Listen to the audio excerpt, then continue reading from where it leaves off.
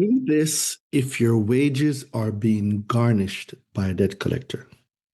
A lot of times people believe that there's nothing they can do if their wages are being garnished. Well, I'm here to tell you that that's not the case. So today I'm going to break this video down. What can you do if your wages are being garnished by a debt collector? All right, so follow on. All right, so do this if your wages are being garnished by a debt collector. You need to stop it, and you need to stop it real fast. I wrote a book on this. It will be in the description. You guys can use it.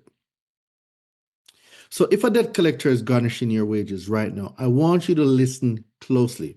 This is one of the most painful financial situations a person can face, but I need you to understand that something can be done. All right.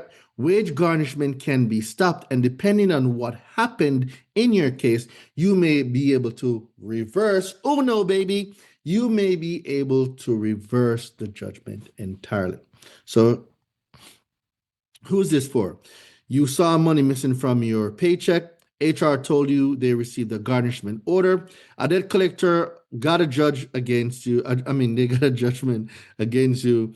Or you found out your bank account or wages are being hit. Someone stole your money. Well, they didn't steal it per se.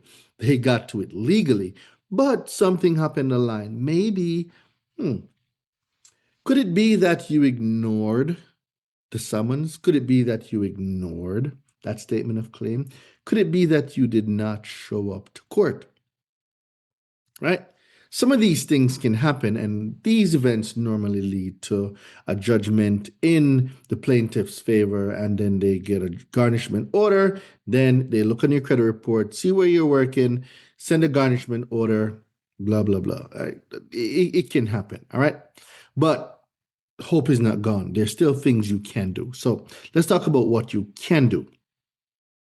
You need to find out how they got the garnishment. Very important.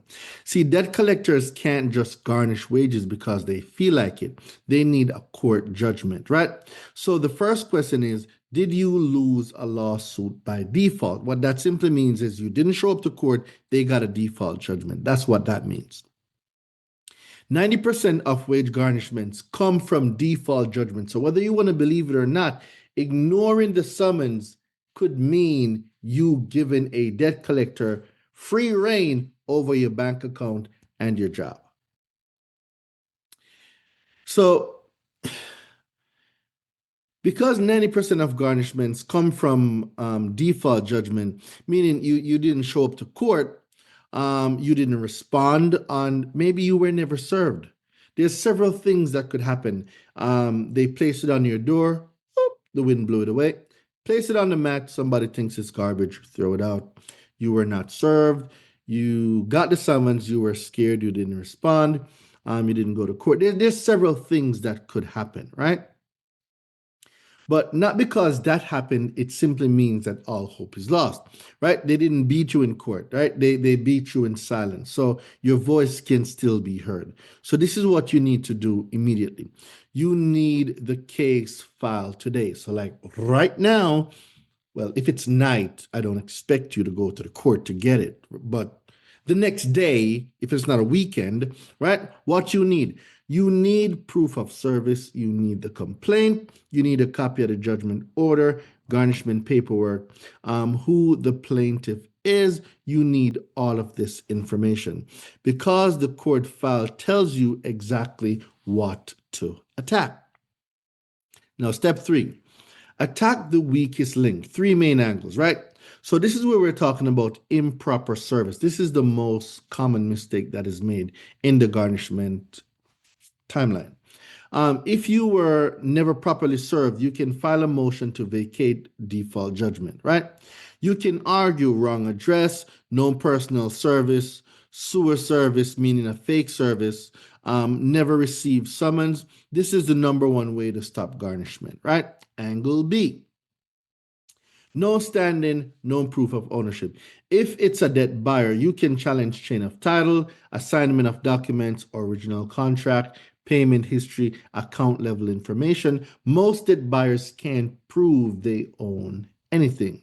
They got their money from the silence of the consumer, which simply means that you did not show up to court, you did not respond to their summons statement of claim, therefore they put in for a default judgment. That's how they win 90% of their cases.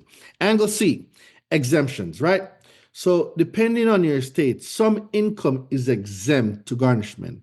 Head of household, public benefits, hardship, minimum wage protections, some social security, depending on the state, right?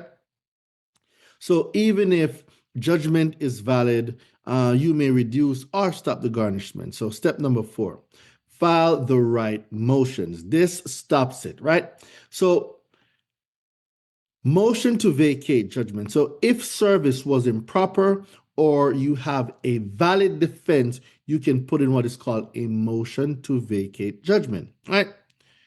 Number 2, motion to stay stop garnishment. Emergency relief while motion is pending.